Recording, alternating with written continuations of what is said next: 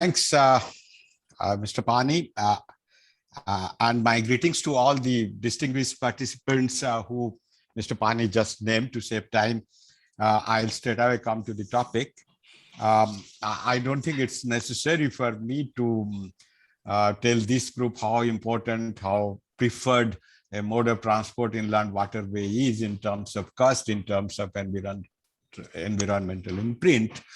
I was going through a paper on competitiveness of the steel industry of India, which is perhaps the most important industry of Odisha as well.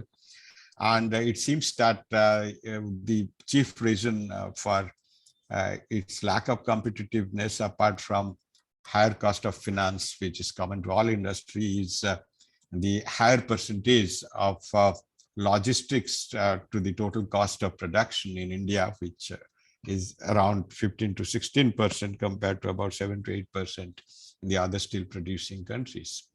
And the chief reason why it is so is that the share of inland waterways in the logistics in India is only 6% compared to more than 40% in China, 30 to 40% in Europe, and 20 to 30% in USA. And I wonder where they got the 6% from, unless they have included the coking coal, some part of the coking coal imported for the steel industry by sea, or a little bit of coastal transportation which takes place.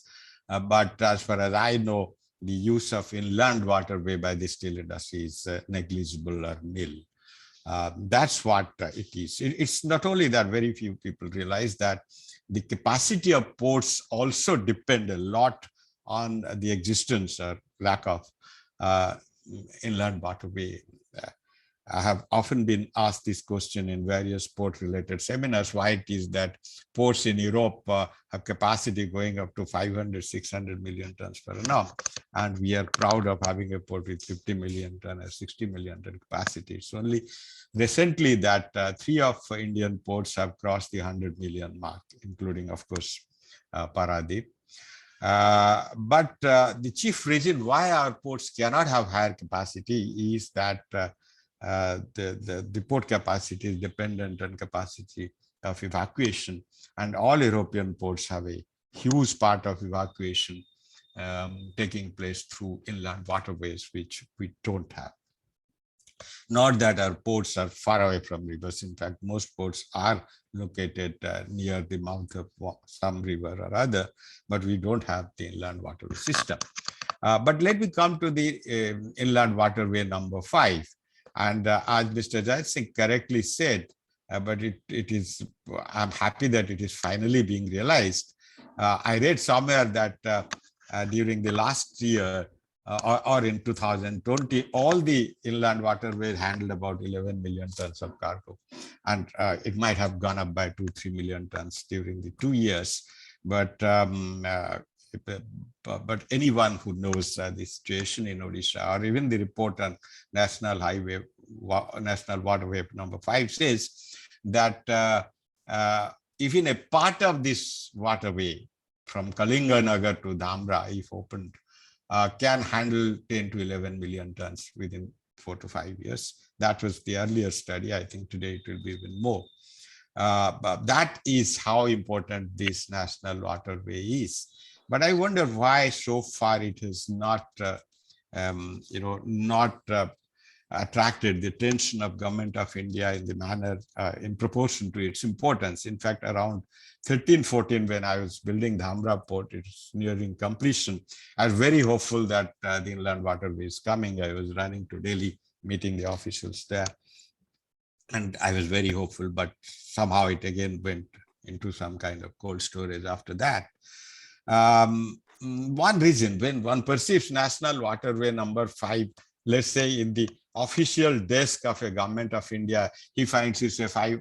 Earlier it was 620 kilometer, or so now it is 580 kilometer long project, and at a cost which makes it 4,000 crore. He is put off. But if you look at it, nearly half of it is for a eastern coast canal. And I don't know why this canal is still there as part of National Waterway. What purpose that canal will serve today?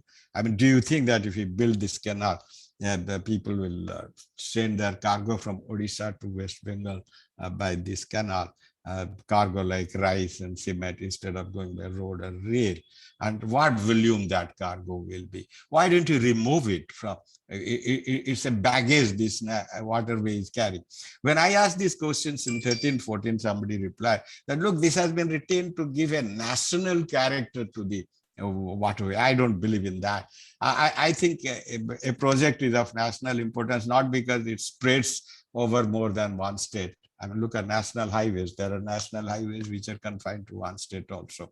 If coal is a mineral of national importance, then the way through which it is carried also becomes nationally important. And therefore, there's no reason we should continue with this. Once you remove this canal, in fact, the total length of the national waterway 5 would come down to 320 or so, and that would look, and the cost would also come down, and compared to the benefit and the cargo potential that it can handle. Imagine if the new coal blocks of Talcher are opened up, and they are being opened up now. The volume of cargo that can move through waterway to Dhamra and Paradip can exceed 50 million ton.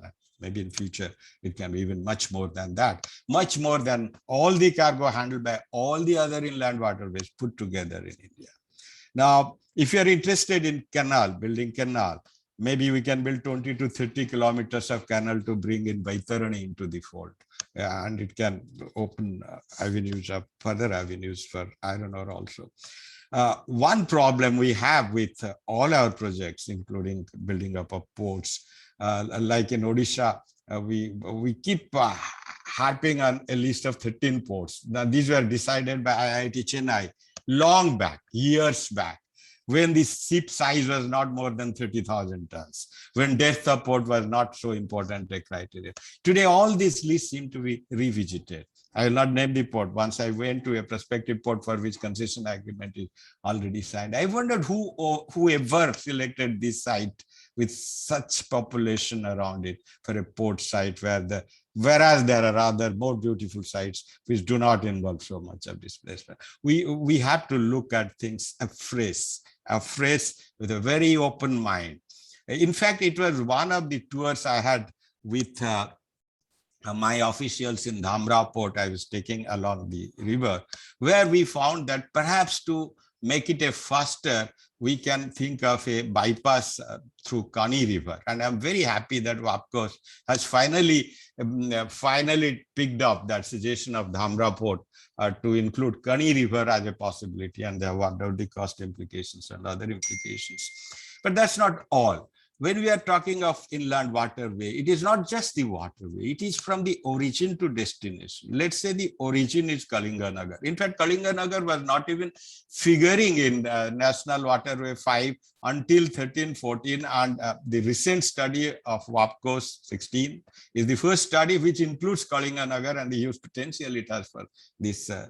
Now, the cargo comes from Kalinganagar to a point where the river is. Now, that has to come either by road or by conveyor belt. Now, if you put something in a truck, whether it moves 4 kilometers or let's say 20 kilometers is of little importance. If it moves 100 kilometers, yes, it makes a difference. But within 2 digits, it doesn't matter. If you are putting a thing in a conveyor belt stretching beyond your land limits through public land or private land, which has right of way for which has to be acquired, whether the conveyor belt is 4 kilometers or 20 kilometers also doesn't make much difference. In fact, Bangladesh, where inland waterways are more important, more integral, have a conveyor belt perhaps of 60 kilometers long, which goes to one of the ports. So why don't we think of the total project as a conveyor belt from Kalinganagar? If it cannot come to Pankapal, and Pankapal has a weir which has to demolish it, why not you take it further down the river, another 10 kilometers? We have to think creatively, we have to put the whole thing upside down and look at things, just as Kani was thought of, because we didn't go by the earlier route which was prescribed by the authorities long time back. We looked at it afresh. We have to look at everything afresh. And we can look at inland waterway not just as a 50-meter wide channel, which by which for which we only think of a barrage somewhere which will feed that channel and what it will do to the river. We can link it with, I'm going to finish it. We can link it with riverfront development. We can dip in certain places and create more land, and that extra land can be an asset, and we can develop that land, and it can be hugely change, hugely change making kind of, it can, at many places it can give us revenue. So let's look at it creatively and comprehensively and do it. Thank you very much. I'm very happy that we have with us the Vice Chairman of the Inland Waterways. I think together we can make it, and it will make a lot of change if we can make it. Thank you very much.